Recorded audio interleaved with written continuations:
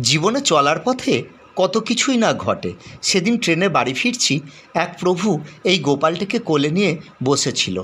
আমি গোপাল সম্বন্ধে প্রশ্ন করতেই মনে হলো গোপালটা যেন আমার কোলে ঝাঁপিয়ে পড়ল, গোপালটিকে আমার কোলে দিয়ে দিল। আর আমি বললাম, আসলে আমি নদিয়া জেলার লোক তো, আর ইনি বৃন্দাবনের লোক, সেই জন্যে সম্পর্কে আমি এর মামা হই, সেই জন্য মামা মামা গন্ধ পেয়ে আবার কোলে চলে এসেছিল। বিশ্বাস করুন, গোপালটা আমার কোলে নিয়ে একবারও মনে হয়নি এটা কোনো জড় পদার্থকে আমি কোলে নিয়ে বসে আছি।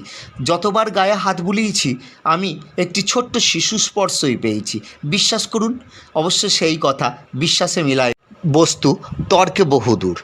সত্যি করে বিশ্বাস করুন, গোপালটার গায়ে যতবার হাত বুলিয়েছি আমি অনুভব করেছি একটি ছোট্ট শিশুর স্পর্শ। গায়ে হাত বুলাতে বুলাতে আমার একবারও মনে হয়নি এটা কোনো জড় পদার্থ বা এটা কোনো পিতলের তৈরি।